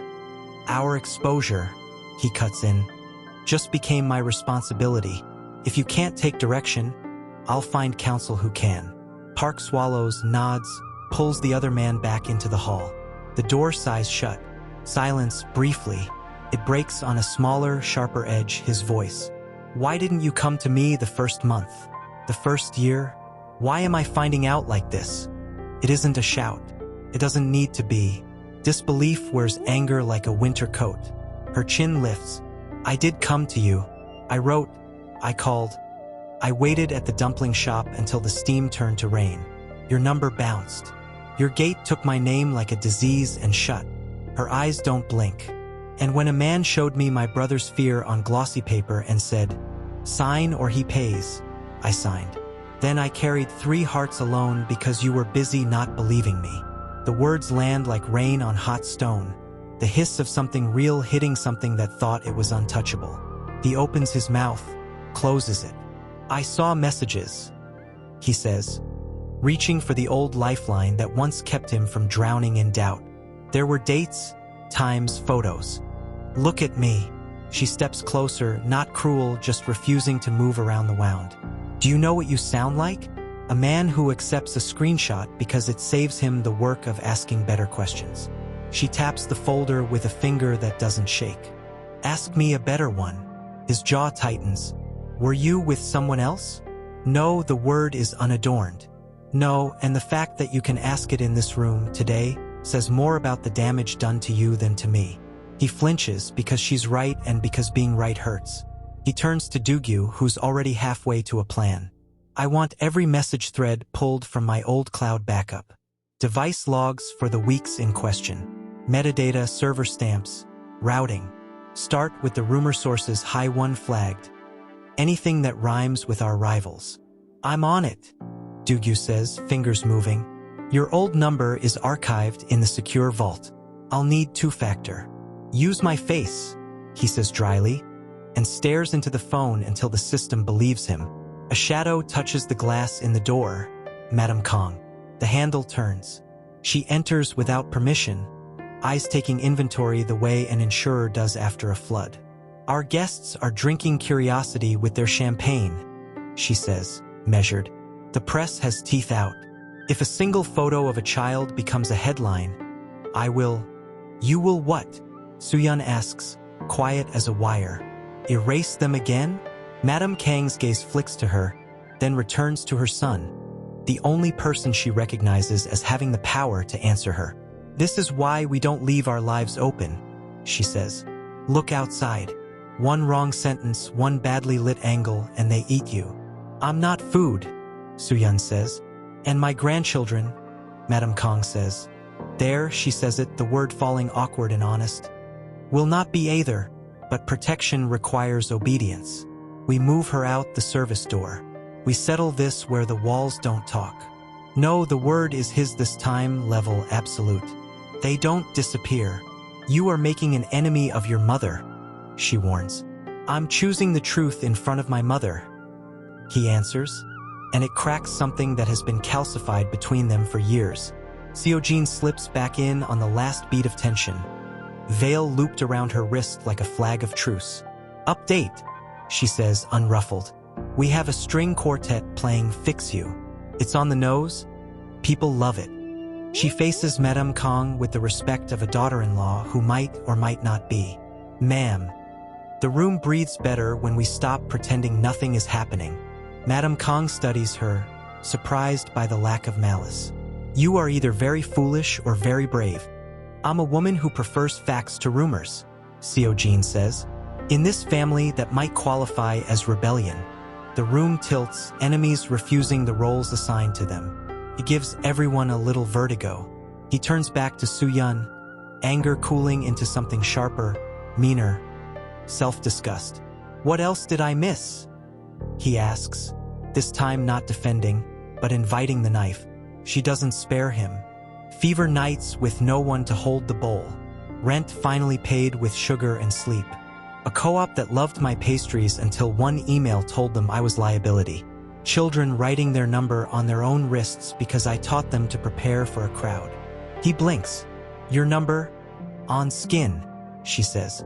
In case the world tried to separate us. Something in him staggers. He forces himself to stand upright, grows a second spine out of shame. I'm sorry, he says. And it's not the neat corporate apology he keeps for quarterly calls. It's raw. It looks like the opposite of a press release. Keep the apology, she says, not unkind. Use the time. Park cracks the door, voice hovering at the edge of the room. We have outlets calling for comment. If we don't give them a line, they'll write their own. Then write this, he says. We're handling a private family matter with respect. No further details. Anyone who publishes photos of minors will meet our entire legal department in a room with no windows. That's something. Park concedes, scribbling. I'll send it. Add that consent for images was not given. Seogene adds, crisp. Use the word consent twice. Of course. Park vanishes to make the day less feral. He faces the folder again, flips to the page with the fake texts printed beside her phone records. The timestamps not quite kissing. Doubt doesn't vanish. It mutates. His voice lifts just a degree, an old edge waking. If you knew someone forged this, why didn't you burn the building down? She snorts, humorless. Because I didn't have a lawyer who knew my name. Because the first time I said, this is wrong, a man told me, you girls always say that when the story doesn't suit you. Because I had nausea to fight and diapers to buy and a heart that learned to count to 4 instead of counting enemies. But you chose today, he says. You chose my wedding. I chose the day the city would be watching, she says, unashamed. So that when you looked at me, you couldn't look away. Mission accomplished, he says. And somehow the ghost of a smile moves through both their faces and refuses to stay. He breathes in like a swimmer facing a cold sea. I am angry, he says, naming it before it chooses its own target. At them, at the man who came to you, at whoever scrubbed my life until it was sterile enough to be sold. At myself, for how easy it was to make me doubt what we built. Use it, she says. Anger is a tool. Don't let it be a home. He nods. The phone in his palm vibrates. Dugyu's eyes jump. Pulled your cloud backups, he reports. There are gaps, short ones, exactly where the worst screenshots came from. Pings from a handset ID that doesn't match your device. I need a forensic team. Call them, he says. Tell them they have 2 hours to give me a first read. Done. Dugyu hesitates, then adds, voice quieter. There's also a draft folder with unsent messages to Sue, written never sent. They're kind. He feels the embarrassment of finding love letters he never mailed. Save them, he says, ashamed of his past cowardice, grateful for whatever tenderness survived. A small hand taps his knee. Harim, earnest, eyes intent. If you're angry, you can squeeze this. He offers the toy rocket solemnly. Yama says don't squeeze people. He takes the rocket, squeezes it. The cheap plastic gives with a squeak so foolish he almost laughs. Your mother is wise. She's the boss, Hajun declares, then startles at his own boldness and grins anyway. Madame Kong watches the exchange like someone seeing a new continent appear on a map where there used to be sea. She exhales. Do the test, she says, resignation wrapped around command. Do your speech. Do not humiliate us. I won't, he says, meeting her eyes. I'll humiliate the lies. A knock, then the doctor again, efficient, carrying labeled bags. Courier dispatched. Chain of custody documented. I'll text ETA as soon as the lab receives. Thank you, he says, and the room murmurs a collective, exhausted gratitude. He straightens his tie, checks a cuff he doesn't care about, looks at the 2 women whose choices have given him a future and a mirror. I'm going to speak, he says. Not names, not claims. A boundary. Say it in short sentences, Seogene advises. Long ones sound like excuses. Tell them you're a person before you're a headline, Soo-yeon adds. People forget that. Tell them you're a father before you're a son, Madame Kong says, surprising herself with the wisdom and the hurt in it. He nods. I'll tell them I'm listening. He reaches for the door again. Stops. Turns back to Soo-yeon. When this is over, if you can stand it, I want an hour with no phones. You talk. I'll choose believing before verifying. You can do both, she says. In that order. He goes. The corridor widens. The room opens. The music waits.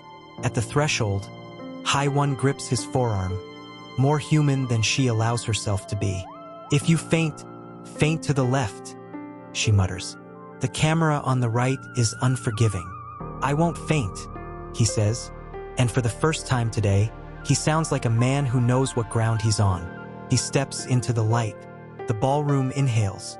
He feels the eyes, the glitter, the collective appetite for a narrative that can be told over dinner.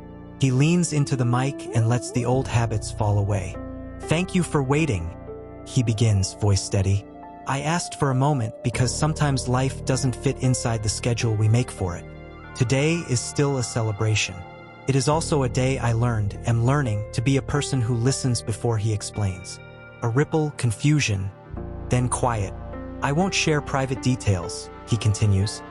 But I will say this. When truth knocks, a decent man opens the door. I'm opening it. He doesn't look at the press.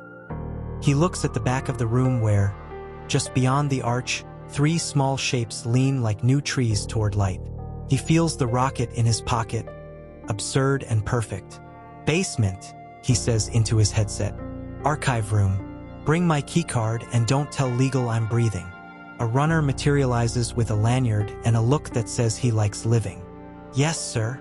Elevator doors close on chandeliers and gossip. Open on concrete, cable trays, and the cold rain smell of conditioned air. The archive room greets him with a metal door and the tired beep of machines that have outlived 3 CTOs. He swipes. The lock clicks. 10 minutes before someone notices you, a voice says from the dark. Unchai steps out of a server's shadow, hoodie under a blazer. Eyes that stay funny even when the building is on fire.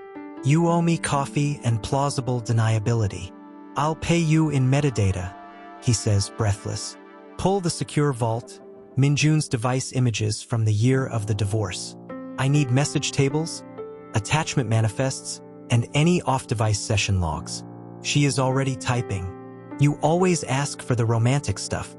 Rows of green letters slide up her screens like rain on glass. Here's your SMS.db. Row sequence. She squints. Cute. We have gaps. How big? 2 to 5 rows at a time, then normal again. Timestamp drift exactly 9 minutes from system time. Somebody spliced with the grace of a chainsaw. He leans over her shoulder. Attachments. PNG screenshots labeled as originals. EXIF says captured on SMG973N. That's a Samsung. While the thread claims they were sent by your boss from his iPhone. Font rendering doesn't match. Shadow angles wrong. And this is my favorite. The battery indicator in one screenshot shows 87%, while the system log that minute shows his phone dead. He exhales something like a laugh and a sob. So they forged the weather and forgot the temperature. That's not all, she says, pulling up another pane. Cloud access logs. A login 2 days before the breakup from an IP block registered to, wait for it, KMC's own guest network. Device fingerprint unknown. Privilege escalated through a family sharing token. That means someone with admin access invited a ghost to the party. Internal, he says, stomach dropping, mind already assembling names like suspects in a corridor, or someone standing very close to internal. Her phone vibrates. And here's a gift from your building, visitor management exports. She flips to a spreadsheet only 2 janitors and God ever see. Ms. Lee Soo-yeon attempted entry 6 times in 3 months. All denied. Permanent list. Added by initialed SR. Ryu Songmin. He says before the letters finish being ugly. Friend of yours. Only on the days I hate my job, he says. Print that. Every page. The printer coughs truth into the tray. He stacks it, feels the weight like a weapon and a responsibility. Medical documents, he says. The infertility report he keeps folded in a drawer he doesn't touch. Unchai smirks. You're in luck. She drags a PDF into a sandbox that peels its skin. Producer metadata says, Hanero Imaging Suite version 5.0. That release shipped a year after the document date. Also, the hospital logo kerning is wrong. Counterfeit letterhead. Rookie stuff. Who signed it? She zooms. Quan JYMD. License number valid. Clinic small. Affiliations MM. She scrolls. Guess who donated to their renovation fund last year? A shell company tied to KS Development. Ryu's side pocket, he says. His mouth goes dry with the taste of a name he's been swallowing for years. Get me the donation paperwork. She taps. Done. There's a memo line. Referral program RS 17.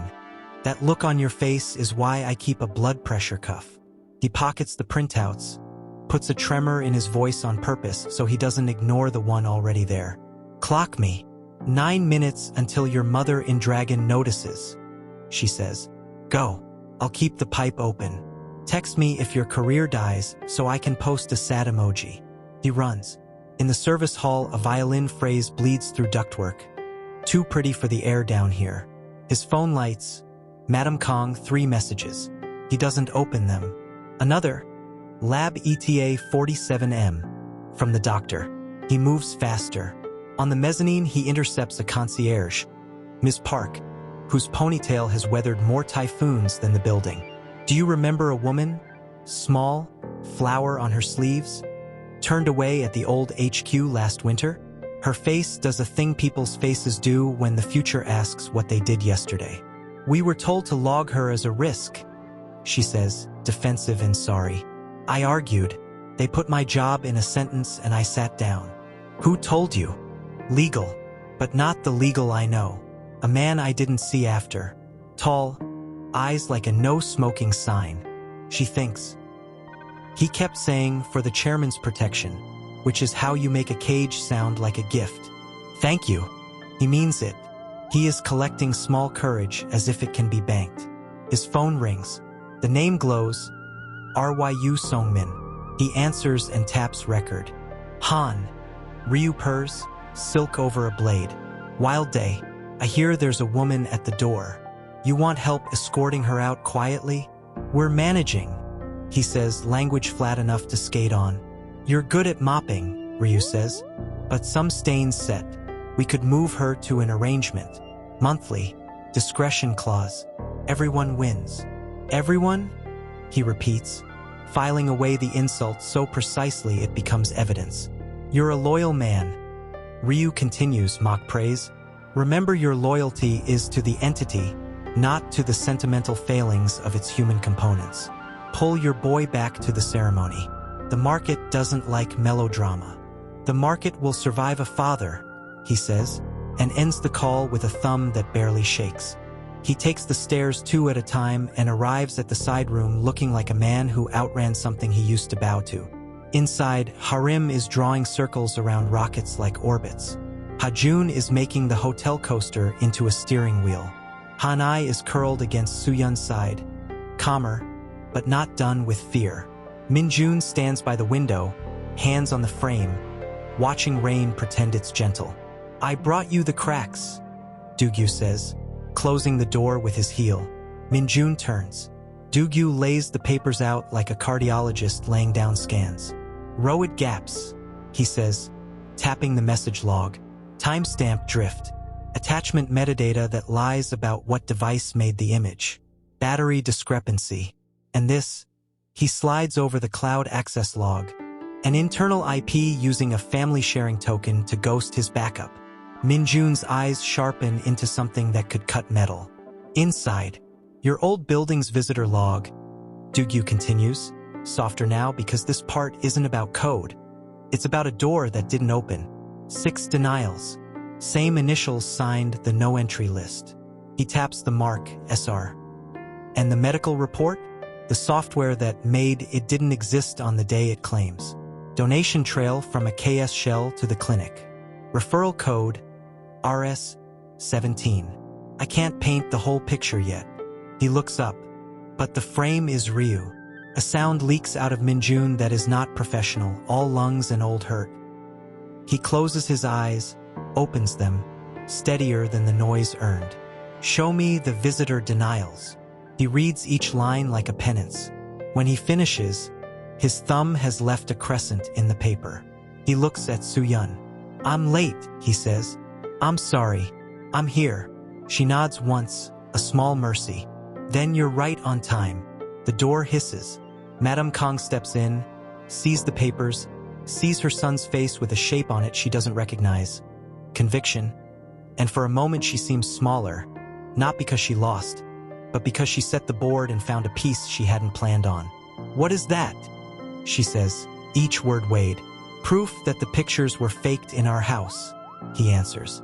Proof that she knocked and we locked the door.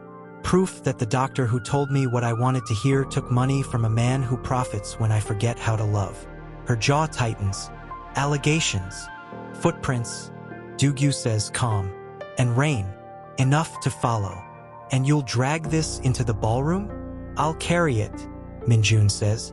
Into my office tomorrow morning. Into a board meeting that will remember this day for the right reason. Into a courtroom if I have to. But now, he glances at the clock. Now I finish a thing I began badly. Seo-jin's knock is a light rehearsal. She peeks in, eyes asking for a briefing with one breath. We're ready when you are, she says. The quartet is out of sad songs. He crosses to her. You shouldn't pay for my education, he says. I brought my own wallet, she replies. She shifts her gaze to the papers, to Soo-yun, to the children. Are we safe? Safer than pretending, he says. She nods. Good. How do we walk? Together, he says. Not as a performance. As a draft we'll rewrite if it hurts. She inhales, squares her shoulders, then does the smallest thing with the largest meaning. She extends a hand to Soo-yun. If you'd like, you can watch from the side balcony, she says. It's quiet there. No cameras. You don't owe me that. But I'd rather build a world where we don't hide each other. Soo-yun studies her, the way a woman studies a bridge before stepping onto it with children. We'll stand where the exits are, she says. But thank you. Han-ai looks up at the grown-ups arranging the weather. Is the party happy now? She asks, the urgency of small people who need labels. It's honest, Minjun says. Honest can be happy later. Dugyu's phone buzzes. Unchai. One more. Concierge email from last year. Subject. Per Ms. K instruction re LSY. Attachment redacted. Sender. Ryu's admin. He looks up, meets Madame Kang's eyes over the paper. Ms. K is you? He asks gently. She blinks. For once, she looks like a person who didn't read the fine print on a bomb. I never gave that order, she says, voice thin with fury. At them, at herself, at the way men like Ryu use initials like knives. He used my name. So we cut it back out, Minjun says. From the records. From the habit. From the board. She swallows, then nods, once, like the beginning of a bow to a truth she didn't invite. The doctor's text arrives. Lab received. ETA 41M. Time becomes a drum. Let's give them the rest of the music, Seo-jin says, lifting her chin. Then we come back to the room with doors and we keep opening them until the house is different. He offers his arm. She takes it. He turns to the small constellation that redrew his sky. I'll be back before the cake would have melted, he tells the children. Bring cake, Hajun says, practical. Bring light. Harim amends, solemn. Bring both. Han-ai decides, magnanimous. He smiles. Deal. They step into the hall. The quartet shifts key. The MC finds a voice that can hold the day without breaking. The doors part. As he and Seo-jin walk forward, not to erase, not to pretend, but to make room, you can feel the building notice that a different kind of power is on the move. The kind that knows where it was wrong and is walking anyway. Dugyu lingers by the door, phone lit with files and a single new message from an unknown number. You're digging in the wrong garden. Stop. He takes a screenshot, tags it, sends it to Unchai with one line. We found the seam. Her phone vibrates. Ms. Lee, hi, about the Sunday order. The cafe owner's voice is apologetic enough to bruise. A parent group flagged the news. They're anxious. I'm going to postpone. You mean cancel, she says, gentle so he won't feel worse for being practical. A beat of silence. I'll call when the smoke clears. I hope it's soon, she says, and ends the call before the kindness turns into pity. Another vibration. The co-op board, per security policy. Your key code is deactivated effective 6 p.m. today. She reads it twice, as if a second pass could soften a lock. The third buzz. The landlord, I'm sorry. The board changed the locks early. A photo arrives. Her unit door with a new silver mouth where her key no longer fits. She exhales slowly, as if the air has edges. Okay, she texts back. I'll collect what I can later. She adds, the big mixing bowl? Please. He replies, I'll try. Iyama. Hajun tugs her sleeve, a small emergency. I'm hungry. Me too, Harim says, less dramatic but more urgent. Hanai doesn't speak. She leans into her mother's leg and watches the world like it's a test with tricky multiple choice. Of